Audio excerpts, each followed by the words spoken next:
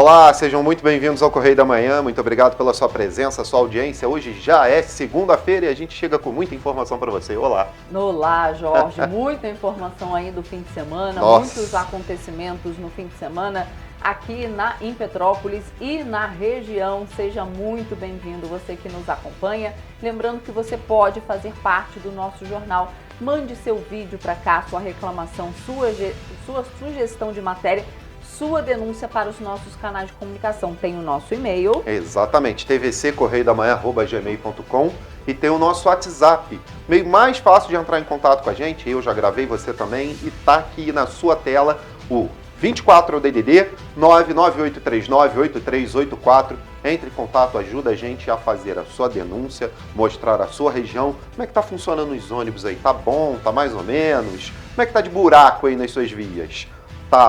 Via tá pavimentada, bonitinha, direitinha? Se tiver, ok. Se não, manda pra gente aqui. Denuncia, a gente coloca no ar. E olha só, gente, Petrópolis hoje amanheceu com céu azul entre nuvens. A hora que eu acordei estava lindo, mas infelizmente agora já nublou.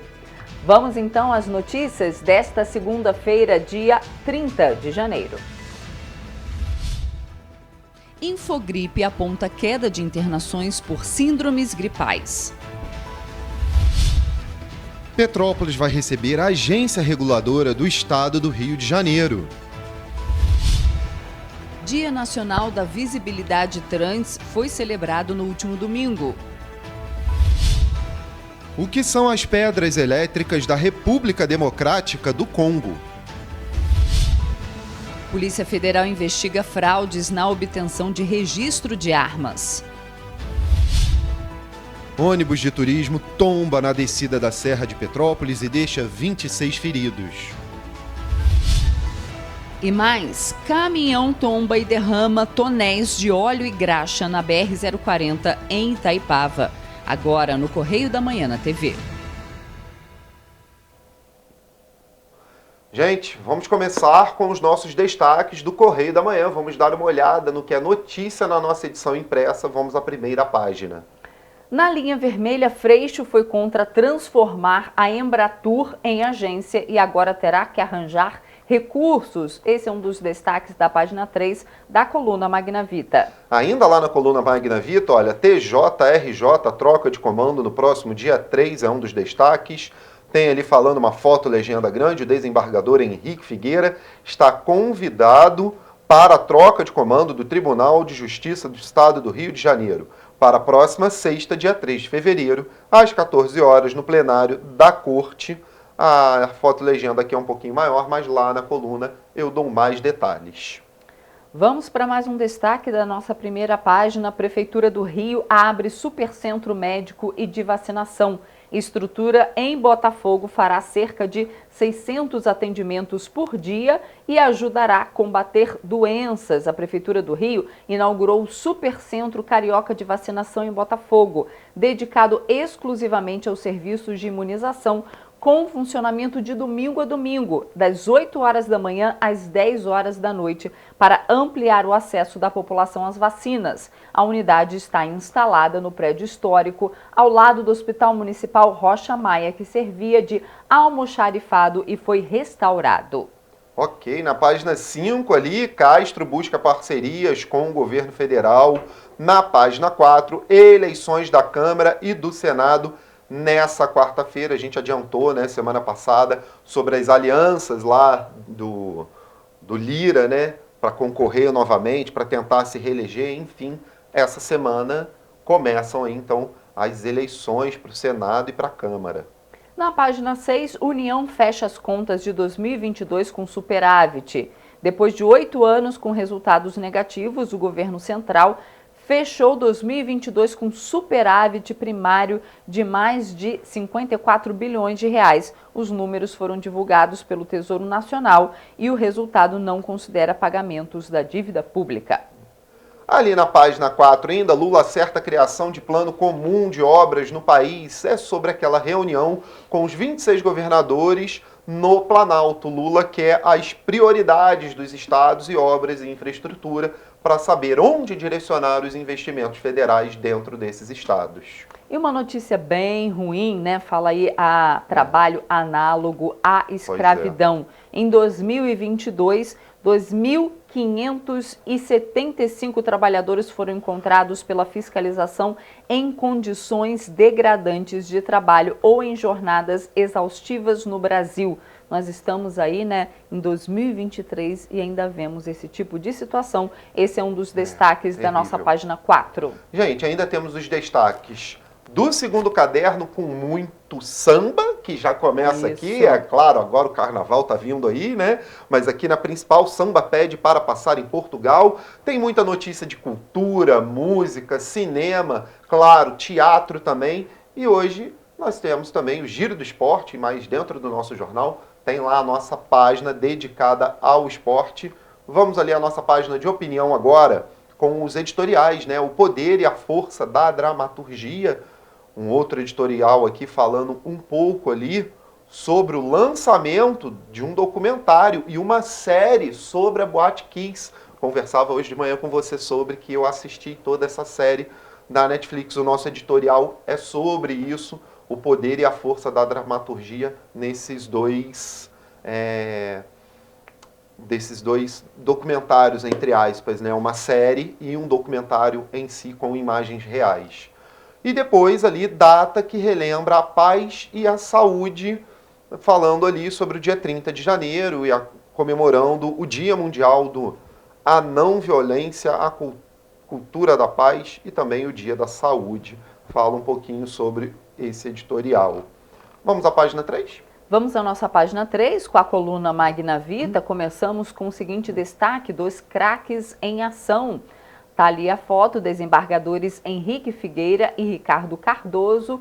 Sinergia, essa é a palavra que representa os preparativos para a troca de comando do Tribunal de Justiça do Rio, um dos maiores e mais importantes do país, no próximo dia 3 de fevereiro. E não poderia ser diferente: no comando dessa transição pacífica integrada, 2 magistrados de carreira e longa experiência de gestão, o atual presidente, desembargador Henrique Figueira, e o presidente eleito no dia 12 de dezembro, o desembargador Ricardo Rodrigues Cardoso, atual corregedor-geral de Justiça, para comandar o Judiciário Fluminense no biênio 2023-2024. Então tá aí o destaque da coluna Magna Vita de hoje. E o da linha vermelha é logo a primeira notinha do Pinga Fogo, né? O mundo dá muitas voltas, isso aí. Olha só, o então deputado federal Marcelo Freixo, quando votou contra, junto com o PSOL, ao projeto que transformava a Embratur em agência,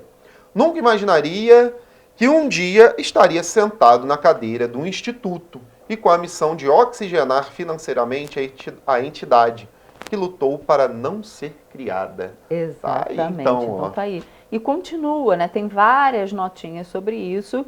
E ali a última notinha que eu vou ler: os adversários de Marcelo Freixo estão adorando, principalmente quando o seu entorno alimenta a ideia de disputar a Prefeitura do Rio em 2024 ou o governo do Rio em 2026. Todas as duas opções rivalizando com o aliado do PT, Eduardo Paes. Então você pode conferir toda a coluna do Magna Vita, tem várias outras falando desse caso aí, né? Porque o Marcelo Freixo assumiu a Embratur, esmiuçando todo esse caso. Falando sobre o dinheiro que está faltando dentro da Embratur, o que ele vai ter que fazer, enfim, né? Tem a missão dele agora, né? Bastante completo na coluna Magna Vita. É só você acessar o nosso site. Exatamente, correiodamanhã.com.br. Vamos à política? Entenda as eleições para o comando da Câmara e Senado. Agora, ninguém é mais de ninguém lá dentro, gente. Porque começam-se as alianças políticas, bancadas que era de um vai para outro, enfim. O que conta agora é eleger o presidente da Câmara e do Senado e ter uma boa relação com ele no futuro ali dentro da Câmara, porque as emendas parlamentares daqui a pouco começam a ser distribuídas, né? E o presidente da Câmara vai falar para onde vai cada uma. Então, olha só, deputados e senadores tomam posse nessa quarta-feira, 1º de setembro, isso aqui não condiz, né? Então, os deputados federais e senados tomam posse nessa quarta-feira, decidindo o comando do Congresso Nacional pelos próximos 2 anos. Vamos aguardar agora as eleições, mas a gente com certeza vai trazer muito bastidor aqui do que está acontecendo, com certeza na coluna Magna Vita vai trazer bastante coisa sobre. Do outro lado ali, falando sobre o conselho, né, Lula com governadores e falando sobre a criação desse conselho com os governadores para saber como vai se dar esses investimentos nos estados. Lula pediu uma lista das prioridades junto aos governadores. No caso aqui do estado, o governador Cláudio Castro pediu a construção de vias, né, melhoramento da BR-040 junto a Minas. Os dois governadores fizeram pressão junto ao presidente, né, o governador de Minas, o governador do Rio, falando sobre a BR-040, que precisa dessa melhora, que realmente está difícil, né? A gente vai falar bastante sobre ela. Vamos seguir? Vamos ao Nacional? Nossa, a página nacional hoje está, assim, bem triste. Nossa. Porque começa com a seguinte matéria: a escravidão do século XXI. Número de resgates em 2022 foi o maior desde 2013. Olha só, em 2022, 2.575 trabalhadores foram encontrados pela fiscalização em condições degradantes de trabalho ou em jornadas exaustivas no Brasil. O número foi o maior registrado pelo Grupo de Fiscalização desde 2013, quando 2.808 trabalhadores foram encontrados. O rosto do trabalho escravo contemporâneo ainda é masculino e predominantemente na zona rural. Então, tem uma matéria completa, você pode acessar no nosso site falando desses números, mas é uma situação bem complicada e a matéria ainda fala, no ano passado, 30 trabalhadores foram localizados em situação de escravidão doméstica. Diz a procuradora aqui, abre aspas, caso de homens ocorrem quando são caseiros de sítio, mas em geral nem são considerados domésticos. Então, são pessoas mesmo que estão em escravidão doméstica, né? Servindo como se fosse ainda, né, donos de engenho e tudo mais, né? E essa página é realmente muito triste, né? Porque ainda fala que Samarco vai compensar prejuízo em cidade, fala sobre a tragédia da Samarco lá em Brumadinho e entre outras que ela causou, né? E aí do outro lado no Correio Nacional ali, olha, a destruição em Yanomami, a situação é crítica em Roraima, em Boa Vista. E aí memorial às vítimas da Boate Kiss. Então é uma página que realmente traz muita coisa para se refletir, gente. E ali fala sobre o arrastado ali das chuvas que atingiram São Paulo no dia 28, investigações da Polícia Civil sobre o estudante da USP que afanou dinheiro lá, garimpo ilegal, apreensões. Então, é uma página para se ler com calma, para saber o que está acontecendo no país. Vamos ao estado do Rio ali, porque olha só, obras na BR-040 entre as prioridades, como eu falei, né? Castro apresenta projetos ao presidente Lula. Eu já tinha adiantado isso anteriormente sobre a reunião. Então, prioridade para o governador hoje, como eu disse, é a BR-040. E a construção da transbaixada da ferrovia Rio-Vitória e da Rota 4B. Foram os projetos prioritários apresentados pelo governador Cláudio Castro ao presidente Luiz Inácio Lula da Silva na reunião entre governadores e o governo federal. Então tá aí os projetos já apresentados pelo governador do Rio. Seguimos? Exatamente. Mais algum destaque aí? Então vamos à nossa página 6, a nossa página do Rio de Janeiro. Lá na primeira página eu já li um trechinho, mas só para relembrar, saúde revigorada na capital, fala sobre que a prefeitura abre um super centro de vacinação e posto médico em Botafogo, que vai funcionar de domingo a domingo, das 8 horas da manhã às 10 da noite. Temos outras notícias também, falando que o Carnaval terá convites gratuitos destinados às pessoas com deficiência, né, que desejam assistir aos desfiles das escolas de samba no Sambódromo. O governo promove também limpezas de rios. E, gente, ali agora a página de economia, governo central no azul, ou seja, o governo federal, contas públicas fecham com superávit de um pouco mais de 54 bilhões de reais aqui. Depois de 8 anos, né, no vermelho, no negativo, o governo central fechou 2022 com esse superávit. Os números foram divulgados pelo Tesouro Nacional. Valor é o primeiro positivo em 8 anos, é a legenda da nossa foto. Agora é saber o que os cofres públicos, o que o Tesouro Nacional fará com esse superávit. Esperar aí para ver os gastos públicos, né? E negociações salariais não cobrem a inflação, diz uma das nossas matérias aqui. Do outro lado, comércio. Índice de confiança do empresário do comércio caiu para 3,6% em janeiro, na comparação com o mês anterior, diz também outra nota da nossa página. Temos ainda os destaques do esporte, tem muita coisa para se falar no esporte, o final de semana foi animado, e ainda temos também os destaques do nosso segundo caderno, e é claro, nossa página especial, página 8, traz uma matéria muito legal, que é a conexão social melhora comportamento individual. O estudo mostra que contato com família e amigos é importante em crises. Então está aqui um estudo bem grande, uma matéria legal. A legenda da foto, olha só, estar com pessoas é bom em épocas de turbulência, em uma pandemia, diz o estudo. Realmente, digo por mim, faz muita falta. Esses foram os destaques de hoje do nosso Correio da Manhã na TV, mas você confere tudo no nosso site, correiodamanhã.com.br. Pode entrar e conferir, gente. E a gente faz agora um rápido intervalo e na volta você vê que a aplicação da vacina bivalente contra a Covid-19 deve começar no dia 27 de fevereiro. E você vai ver também que o empresário teresopolitano vai receber medalha Tiradentes da Alerj. O Correio da Manhã volta já.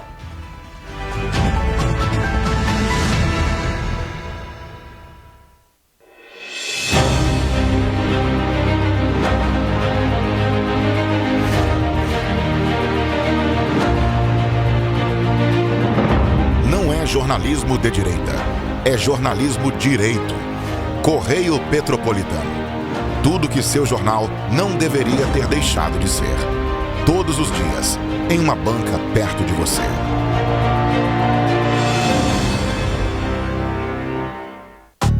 Rio de Janeiro, atração o ano inteiro. Tem descanso, tem folia. Noite e dia, alegria. Sol e praia, diversão. No prato ou copo, a festa, o bar, museu ou bloco.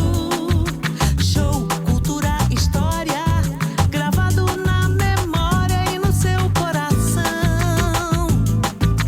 Rio de Janeiro, vem se apaixonar. Rio de Janeiro, vem se apaixonar. Cidades maravilhas, campo, mata, serra e trilha, em estado de emoção. Tem o Rio de Janeiro, que você já ama, e o Rio, que ainda vai conquistar você. Apaixone-se pelo Rio. Rio de Janeiro, vem se apaixonar. Rio de Janeiro, vem se apaixonar. Governo do Estado do Rio de Janeiro.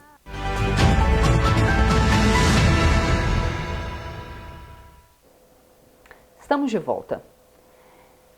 Um vídeo mostrando 2 homens manuseando uma rocha de aparência metálica na República Democrática do Congo viralizou nas redes sociais. Eles conectaram um fio às 2 extremidades da rocha e uma luz se acendeu. Olhem só, gente, indicando que a pedra estava carregada eletricamente. Vamos ver.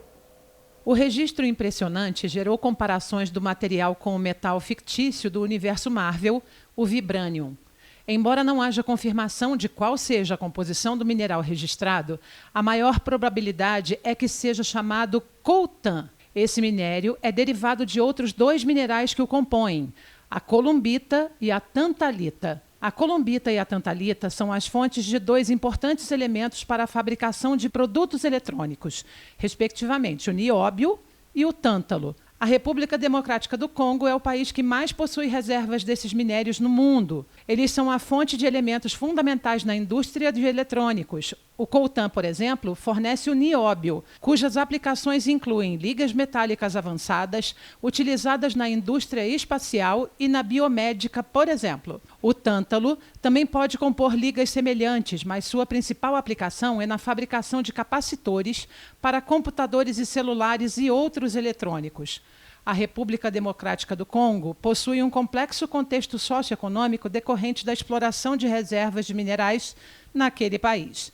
E nelas, especialmente nas de coltan, é usada mão de obra infantil e em condições de semi-escravidão. O Brasil também possui reservas de columbita e tantalita. Graças a elas, nosso país é o maior exportador de nióbio no mundo e o segundo maior no caso do tântalo. O material que aparece no vídeo não foi confirmado, mas pelo contexto da exploração do coltan na República Democrática do Congo e sua aplicação comercial, o coltan é o candidato mais provável.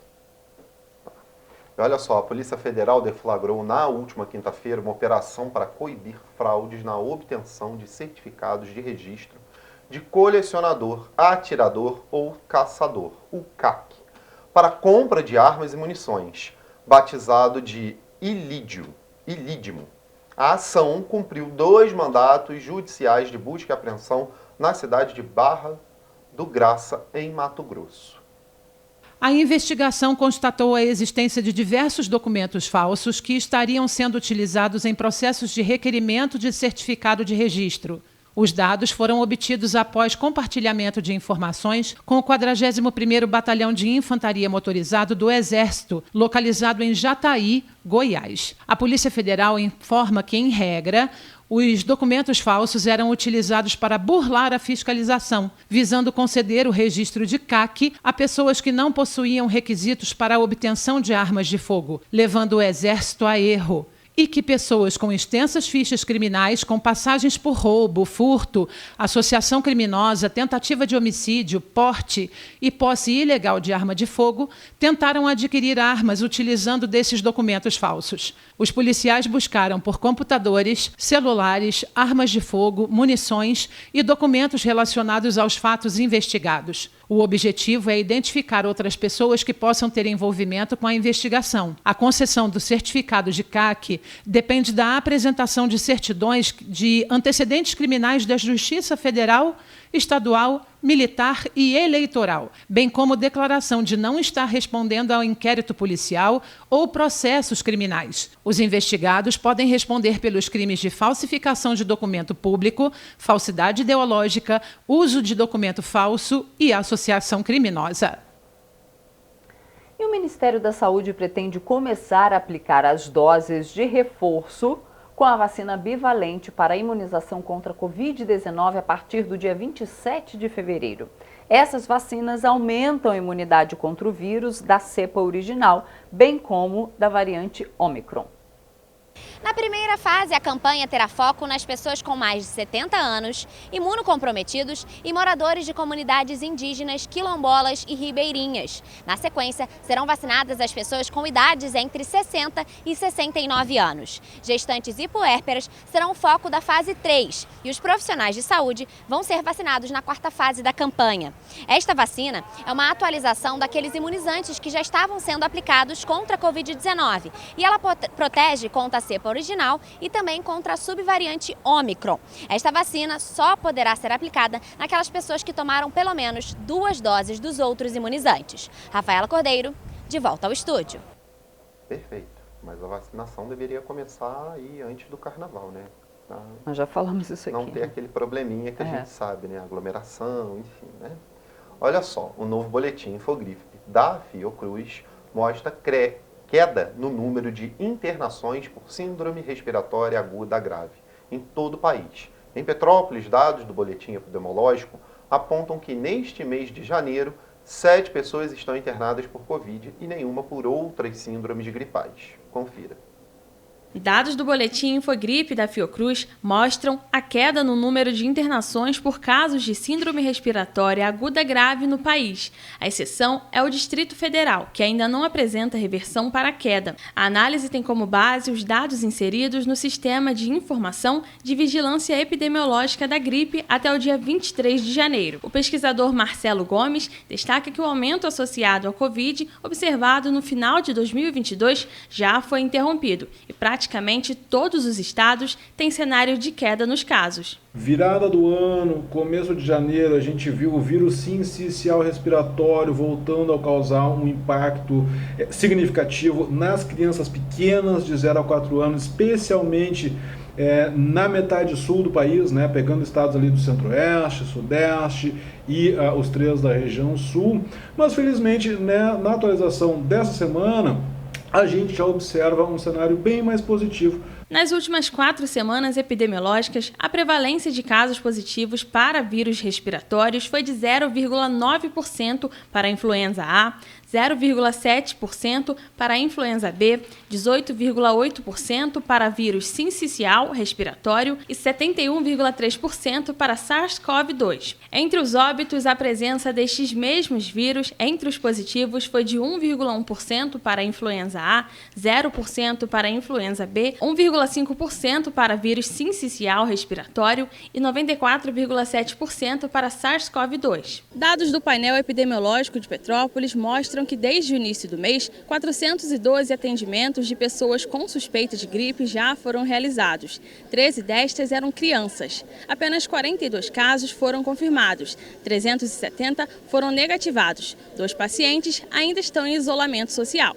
Em Petrópolis, dados do boletim epidemiológico apontam ainda que em janeiro foram confirmados 274 casos de Covid-19. Destes, uma morte foi registrada e 86 casos ainda estão ativos. Dos testes realizados, 1.672 deram negativo para a doença. 3 pessoas estão internadas na unidade de terapia intensiva e 4 internações em clínicas médicas. 1.947 casos foram noticiados ao governo municipal. Uma morte ainda está em análise. E o empresário Vladimir Carvalho, fundador da empresa Alterdata, vai receber no dia 27 de janeiro a medalha Tiradentes, concedida pela Assembleia Legislativa do Rio de Janeiro. A premiação, criada em 1889, concede honrarias a pessoas que realizaram ações à causa pública no Estado. A cerimônia é realizada apenas uma vez por ano e no próximo dia 27 de janeiro, o presidente da Alterdata, Vladimir Carvalho, vai receber a medalha Tiradentes. A empresa petropolitana, criada há mais de 30 anos, é a maior do Estado no setor de tecnologia e tem mais de 2.000 colaboradores. A grande maioria das vezes, esse tipo de honraria acontece com pessoas da metrópole, mas agora é alguém da Serra aqui que está recebendo. Eu acho que é um momento bem importante para a gente. Durante o encontro no programa Correio Petropolitano Debate, Vladimir ressaltou que a entrega da medalha é um reflexo das ações adotadas desde a criação da empresa e comentou ainda que essa premiação evidencia a região serrana. Isso é muito legal porque gera visibilidade à imprensa. Então vai ter uma série de veículos de imprensa no local divulgando, mostrando o que é possível, o que nós construímos estando aqui no interior. Então nós estamos organizando tour no dia para as pessoas visitarem a empresa inteira. Nós estamos inaugurando um museu da tecnologia lá na companhia, já vai ser possível visitar, porque nós queremos influenciar jovens. A entrega da medalha acontece tradicionalmente na sede da Assembleia Legislativa do Rio de Janeiro. No entanto, este ano, a premiação será realizada na sede da empresa em Teresópolis. Além de deputados, outras personalidades da política e dos setores da indústria e de tecnologia vão estar presentes. Pelo menos 200 pessoas devem participar do evento. Um dos trabalhos realizados pela Alterdata é o projeto Galileu, que capacita estudantes para o setor de tecnologia, que atualmente vive uma escassez de mão de obra qualificada no país. É um projeto de formação de mão de obra de programadores de comunidades, pessoas de baixa renda. Pessoas que estão estudando em colégio público, que vêm de famílias que têm dificuldades. Nós estamos conseguindo padrinhos no Brasil e no exterior que estão patrocinando esses jovens.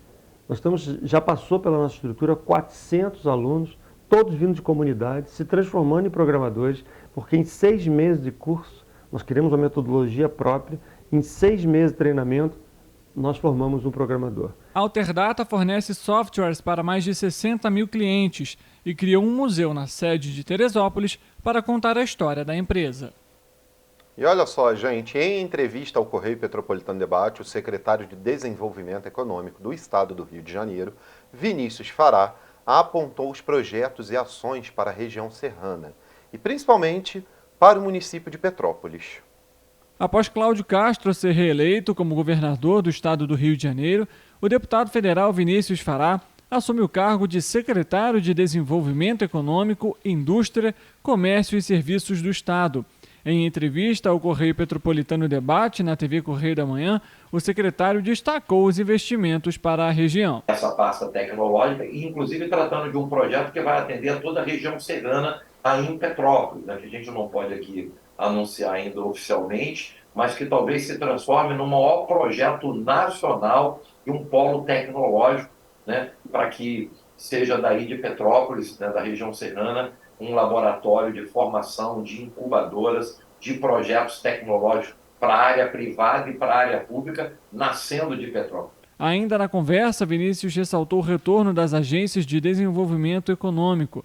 5 foram inauguradas ano passado e a expectativa é que sejam reabertas em até 90 dias. Outras 8 devem ser inauguradas e uma delas será em Petrópolis. As agências têm como finalidade desburocratizar, poder estar mais próximo, estar no interior, nos grandes centros, para que o empresário, seja ele o pequeno empresário, o empreendedor ou uma multinacional de óleo e de gás, ele que tinha que se deslocar 400, 500 quilômetros para sair de Campos para abrir uma empresa, ele pode, numa agência dessa, ter todos os serviços, abrir a sua empresa em 25 minutos, conseguir recursos de linhas de crédito na Ageri, ou seja, é uma máquina de desburocratização que a gente tira da capital e leva para o interior. A gente está calculando todas essas 5 estarem de volta no prazo máximo de 90 dias e até o final do ano a gente espera estar com as outras 8 novas inauguradas. Vinícius Fará também participou da NRF, o maior festival de varejo do mundo, que foi realizado nos Estados Unidos neste mês e que contou com a presença de mais de 3.800.000 empresas varejistas. O objetivo da Secretaria de Desenvolvimento Econômico e do Governo do Estado é que o festival seja realizado no Rio de Janeiro em 2024. De acordo com o secretário, a segurança jurídica, o aprimoramento da legislação e o investimento em tecnologia são peças fundamentais para o desenvolvimento. Vinícius Fará ainda afirmou que realizou um mapeamento dos 92 municípios fluminenses, a fim de aplicar melhor os investimentos, de acordo com o potencial de cada cidade. A gente mapeou o estado, definiu as cidades polos, as cidades prioridades, que já têm uma vida econômica real, para que a gente pudesse levar esses investimentos. Essa é a segunda vez que Vinícius Fará assume a secretaria. Em abril de 2020, foi responsável pela pasta e atuou por 9 meses, mas deixou o cargo devido a regras eleitorais, visto que se candidatou a deputado federal. Gente, vamos ao giro do esporte, saber o que rolou no mundo da bola aí.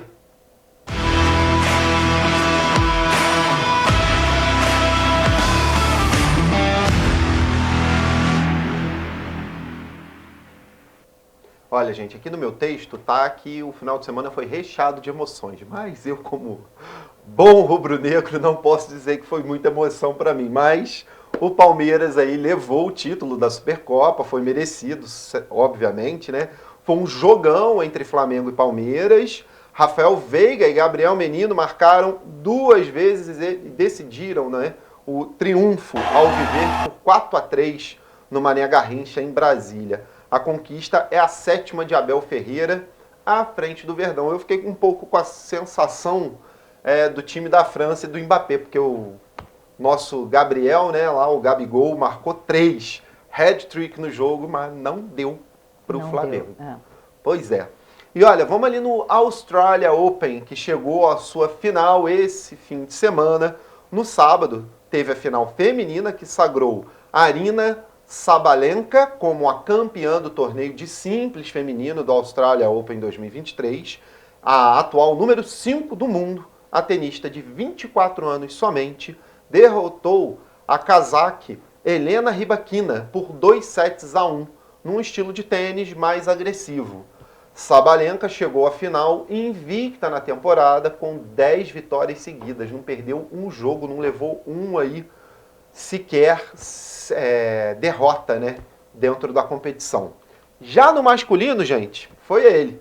Novak Djokovic venceu por 3-0 o grego Stefanos Tsitsipas, numa bela exibição de tênis. Muito emocionado, Djokovic agradeceu a sua família e seu time por suportá-lo nos momentos mais difíceis. Ele agora tem 22 títulos e se iguala a Rafael Nadal. Com esse título, Djokovic soma 10 títulos na Austrália, já sendo chamado pela torcida de Rei da Austrália, e garante o retorno ao topo do ranking. Agora ele é o novo número 1 novamente. Uma curiosidade dita ontem pela organização, 902 mil pessoas circularam pelo complexo nessas 3 semanas do torneio, o que mostra o quão grande é o tênis, principalmente na Austrália, que é um dos maiores torneios de abertos, né? Mas a gente acha que o tênis é um esporte pequenininho, só que não, né? E vamos ali falar um pouquinho sobre a Daiane dos Santos, gente, que vai receber o troféu Ademar Ferreira da Silva, o Prêmio Brasil Olímpico, né? A ex-ginasta será homenageada com a honra dada a atletas e ex-atletas que representem os valores que marcam a carreira e a vida da bicampeã olímpica no salto triplo. O Prêmio Brasil Olímpico será na próxima quinta-feira, dia 2 de fevereiro. E o resultado do Carioca do final de semana foi o seguinte, né? O Campeonato Carioca, o que nos cabe aqui dos estaduais, vamos lá, Nova Iguaçu 1, Bangu 0, Resendes e Portuguesa do RJ 0-0, Fluminense 1 e Botafogo, Fluminense 0, Botafogo 1. Fluminense perdendo aí um joguinho aí. E olha, quase terminando, Baby venceu o duelo brasileiro e leva o bronze do Grand Prix de Almada. Rafael Silva levou a melhor sobre João Cesariano no confronto que valeu o 3º lugar da categoria acima de 100 quilos. O Brasil encerrou a competição em Portugal com 3 pódios. Essa última competição, né, do bronze foi uma disputa entre os 2 brasileiros. E para encerrar, Nathalie Morassuin brilha e vence o Grand Prix da Espanha de Doha. A brasileira ganhou 6 jogos no mesmo dia, incluindo a final com a francesa Marie-Florence, para ganhar o primeiro ouro no circuito desde o título mundial de 2019. Então tá aí ela conquistando o título na esgrima. Difícil também ver um brasileiro na esgrima. Esses são os destaques daqui, mas no jornal a gente tem uma página, gente, lá, nossa página do esporte, que diz ali, ó, futebol no Zewa em alta modalidade no país supera o Brasil como negócio pela primeira vez. Trata-se de um investimento na MS League, que é como é chamada a Liga Americana de Futebol, de um pouco mais de 1,6 bilhão anual, cerca de 8,1 bilhões de reais. Esses números foram alcançados não só pelos clubes, mas pela venda de direitos, né, de jogos e também de imagem de jogadores. A MS League que já vem fazendo um trabalho de anos para tentar chegar próximo e até mesmo superar, sabe quem? Pois é, a Liga Inglesa de Futebol. Eles querem chegar lá, no topo com o futebol. Viram que atrai muito investimento e muito dinheiro. E é claro, tem outros destaques aqui na nossa página, como o Djokovic, que é campeão, né, e alcança o Nadal. E um dos destaques chatos ali, ataques de ódio, sobre a espanhola Joana Sanz, de 29 anos, esposa do ex-jogador do Barcelona, Daniel Alves, de 39. Então tem ali relatando um pouquinho do que está acontecendo nesse caso, nossa, que também está tendo ataques a ela. Olha só que coisa horrível, ela teve que apagar, né, as fotos dela com Daniel Alves do Instagram, porque as pessoas elas estavam colocando mensagens ali ofensivas, né? Você tem um marido estuprador, você se aproximou dele pelo dinheiro, cúmplice de estuprador. Olha lá, imbecil, magra, idiota. Gente, cadela falante, isso é coisa que se coloca, isso né? É horrível, os né? haters estão realmente desgovernados, né? Gente, não é coisa que se faça. A gente terminou com uma notícia chata, o giro do esporte, mas necessária, que se faz valer para a gente entender que isso não se estende às pessoas ao entorno do jogador. Vamos então, porque esse foi o giro do esporte.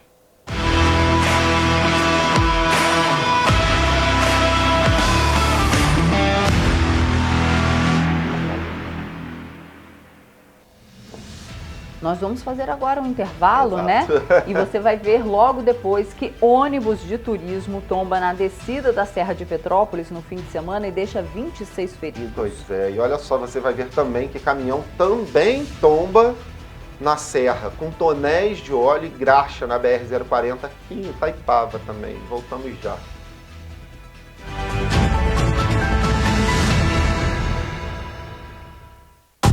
Rio de Janeiro, atração o ano inteiro. Tem descanso, tem folia. Noite e dia, alegria. Sol e praia, diversão. No prato ou copo, a festa, o bar, museu ou bloco. Show, cultura, história. Gravado na memória e no seu coração. Rio de Janeiro, vem se apaixonar. Governo do Estado do Rio de Janeiro.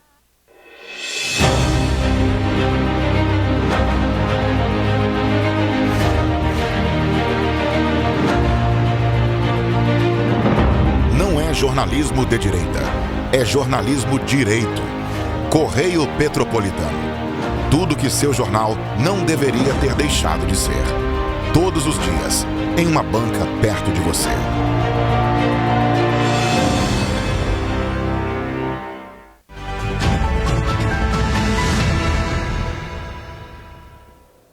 Voltamos. E olha só, não faltou problema esse final de semana na Serra, gente. Nossa BR-040 teve muitos problemas. A gente começa com o mais recente, que foi o ônibus de turismo, né?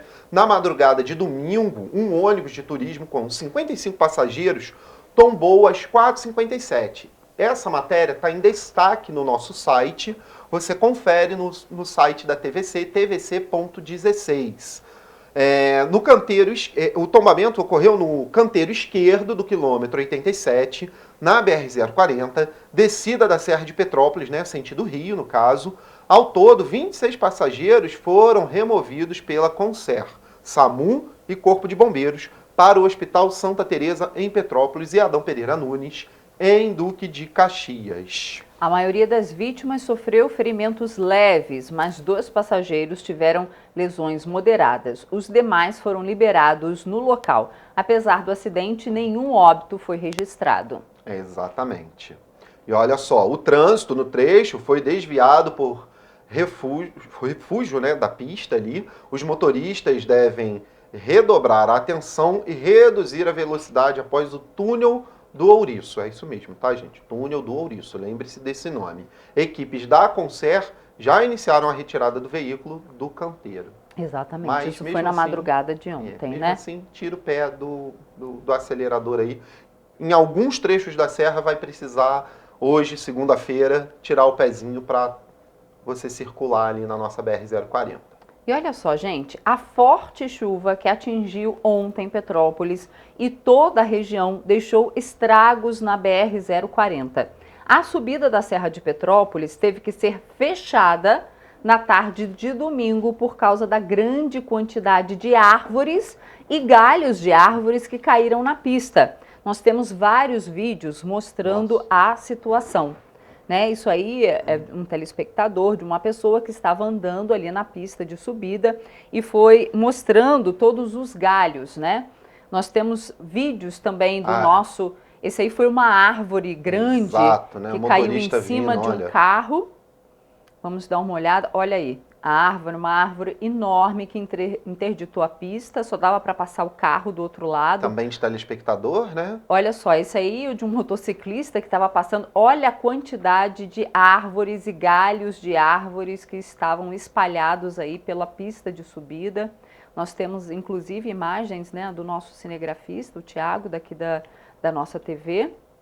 Olha muitas árvores caíram, muitos galhos de árvores. Muita ambulância na pista, na serra. Porque... Pois é, e somente às 4h50 da tarde, a praça de pedágio da Serra... Espera aí que eu perdi aqui. Voltou. Somente às 4h50, a praça de pedágio de Duque de Caxias foi reaberta após liberação parcial do quilômetro 100 da BR-040 com a retirada de parte dessas árvores que tombaram no trecho em decorrência do temporal. Choveu bem forte. O trecho apresentou 2 quilômetros de retenção. As equipes dos bombeiros e da Conser atuaram na liberação do trecho. Muita árvore. E olha, barreira também, você viu ali? Exatamente. Tem umas imagens bem impressionantes do nosso cinegrafista, o Thiago, também. Olha só. Vamos falar do caminhão de óleo, porque olha só, e o final de semana também foi de acidente e transtornos no trânsito de Itaipava. No sábado, uma carreta que transportava óleo motor tombou na BR-040 e interditou a rodovia nos 2 sentidos do quilômetro 58 em Itaipava, distrito de Petrópolis. O acidente ocorreu por volta das 11h30 da manhã, mas causou grande congestionamento durante todo o dia e a noite no local. Por conta do acidente, o centro de Itaipava também ficou congestionado, mais do que o normal fica, né? Mais do que o normalmente fica, porque ali já é o caos.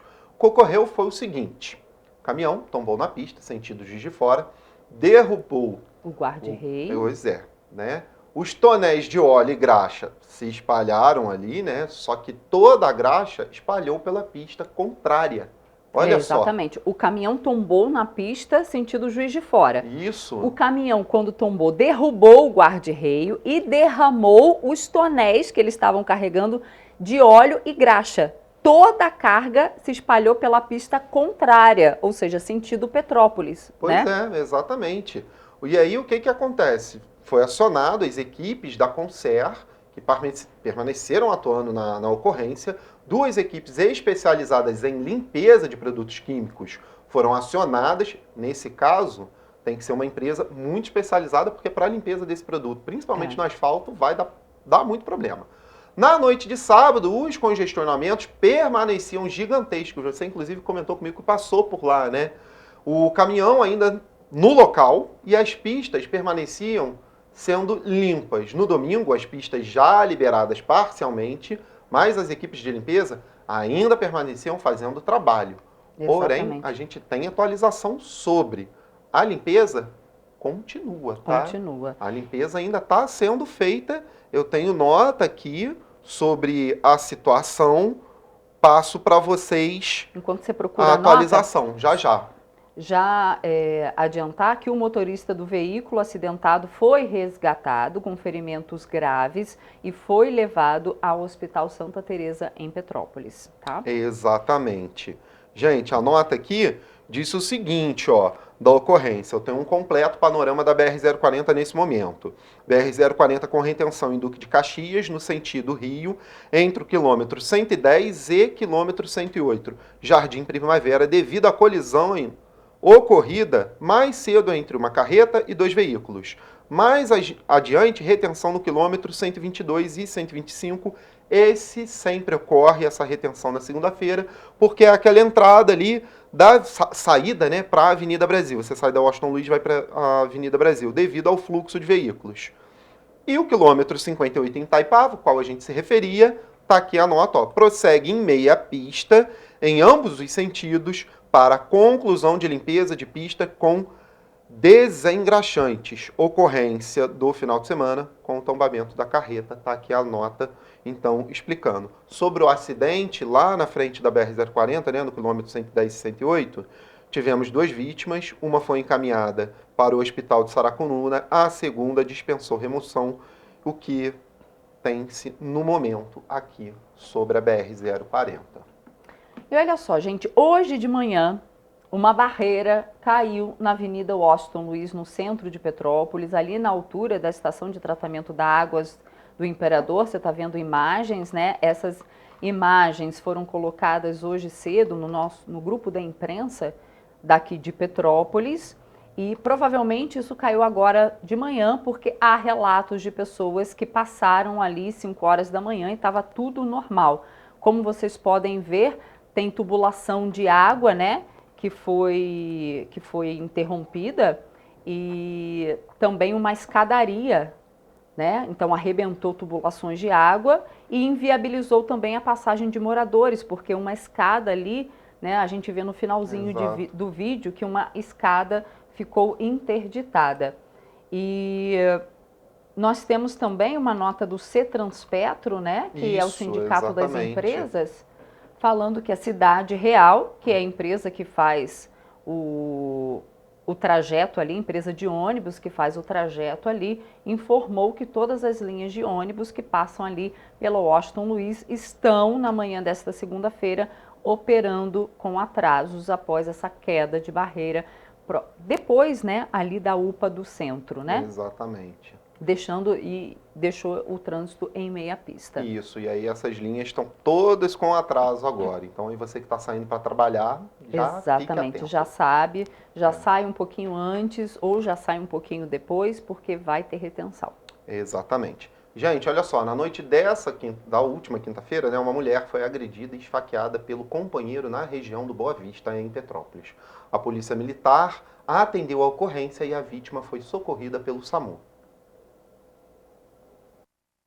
Uma mulher foi vítima de violência doméstica em Petrópolis. Segundo informações da polícia, ela foi agredida e esfaqueada por um homem na região do Boa Vista, em Cascatinha. A equipe do SAMU foi acionada para atender a ocorrência e informou que ela sofreu ferimentos no rosto e no braço. O Corpo de Bombeiros também chegou a ser acionado, mas ao chegar na localidade, ela já havia sido socorrida. A agressão aconteceu exatamente neste local. De acordo com a Polícia Militar, equipes foram acionadas para a ocorrência de violência doméstica. Os policiais afirmam que realizaram buscas pela região, mas o agressor não foi localizado. Dados do Ministério dos Direitos Humanos e da Cidadania mostram que Petrópolis já registrou 12 casos de violência contra a mulher nos primeiros 19 dias de janeiro. Em todo o estado do Rio de Janeiro, no mesmo período, já foram registrados 694 casos. Em 2022, Petrópolis registrou 129 casos de violência doméstica. Durante todos os meses do ano passado, foram mais de 8.700 violações do mesmo gênero em todo o estado. Olha só, o caso foi registrado na 105ª Delegacia de Polícia, que informou que a vítima está sendo ouvida na unidade de saúde e outras diligências, né, estão em andamento para localizar o autor do crime. Já a Secretaria de Saúde de Petrópolis disse que a paciente, né, de 24 anos, foi socorrida pelo SAMU e levada para a UPA Cascatinha, onde permanece internada em observação.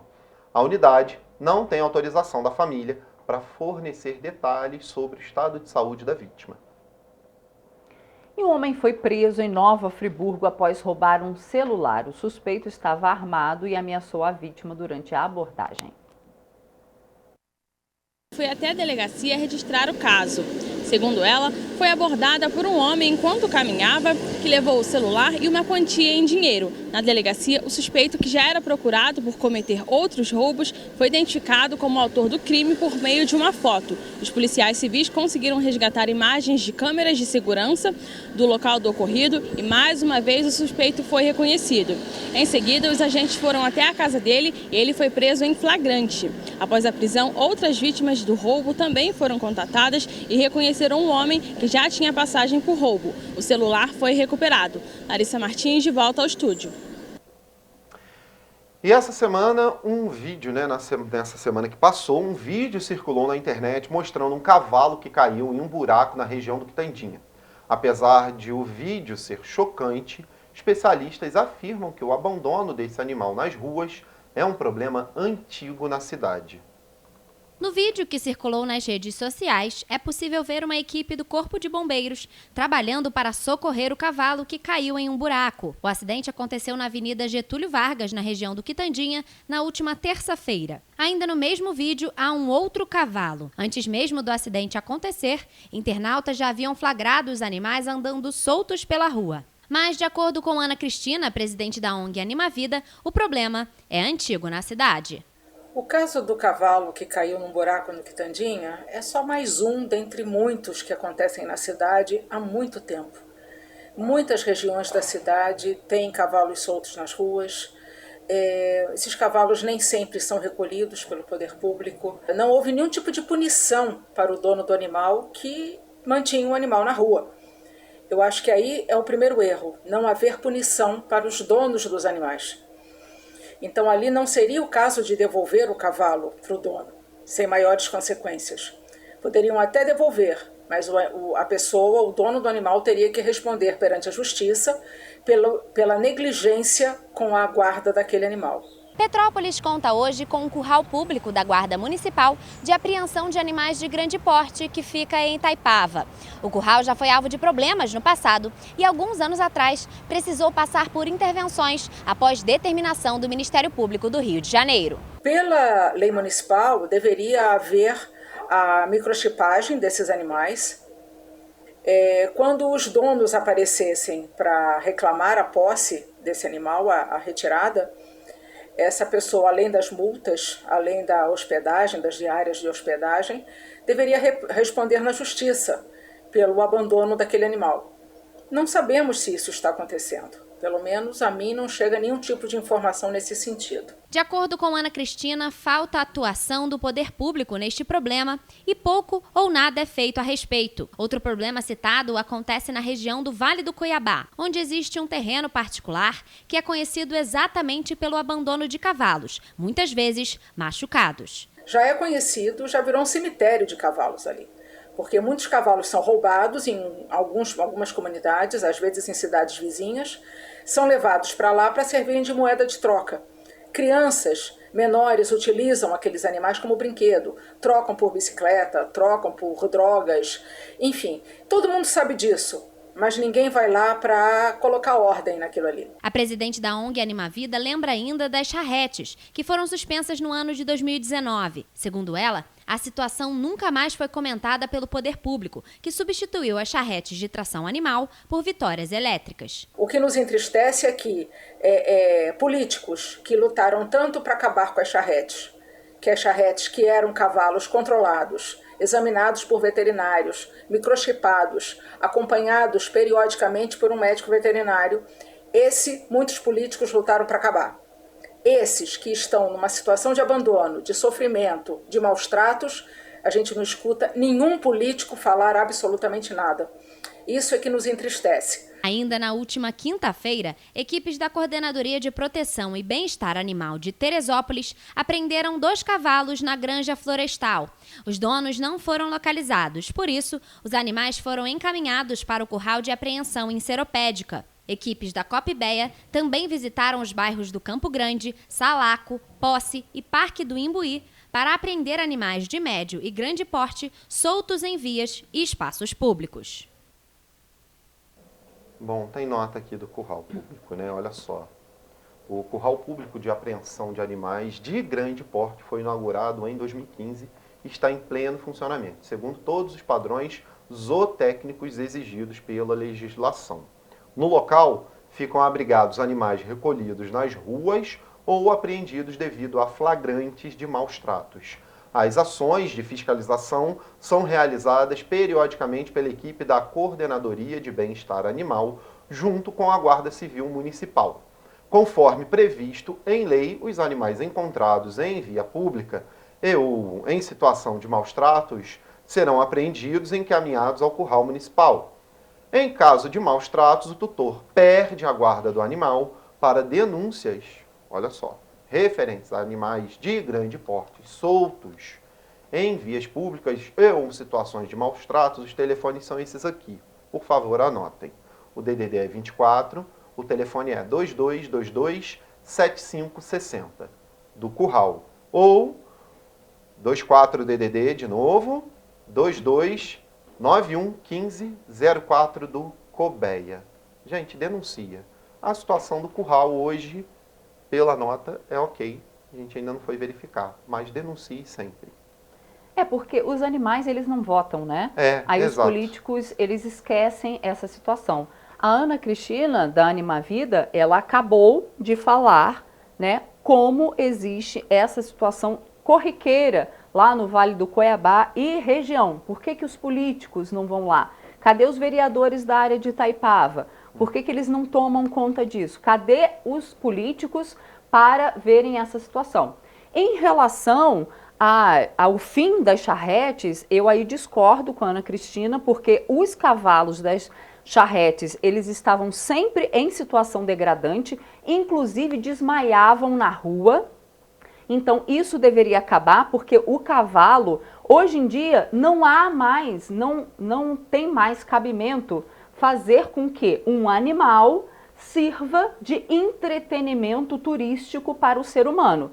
Então, o lugar do cavalo não é puxando uma charrete pesada com não sei quantas pessoas. Não é mais, né? Verdade. Nós já estamos no século XXI, o animal não é para servir para entretenimento mais do ser humano. E ponto. Foi muito bem feito. A população de Petrópolis votou pelo fim das charretes. Agora, essa situação dos animais lá para o lado de Itaipava realmente tem que ser investigada pelo poder público, prefeitura, vereadores e pela própria causa animal. A causa animal tem que se manifestar, tem que ir lá na Câmara, tem que denunciar, tem que protocolar. A causa animal também não pode ficar silente, também não pode ficar em silêncio. Não dá, não tem como. Vamos aqui só rapidamente a nossa previsão do tempo para terminar o nosso jornal, gente. Olha só, o clima atual é de 25 graus, mas a previsão aqui é de sensação térmica de 26, podendo chegar a 28 graus até o final do dia com essa máxima. Tem previsão de chuva, Jorge, para Petrópolis? Tem, pequena. Você pode dar uma olhadinha, a gente está aqui pelo clima-tempo, mas a previsão é lá de 16% aí de umidade, de chuva depois das 4. Acho difícil cair uma gotinha, mas a gente sabe que é Petrópolis, né? Vamos ficar de olho. Para o resto da região, hoje eu fico devendo, mas amanhã a gente traz um panorama completo, gente. A gente vai terminando por aqui. Amanhã, 7h30, estaremos ao vivo com muita informação para vocês. Tchau, tchau. Tchau.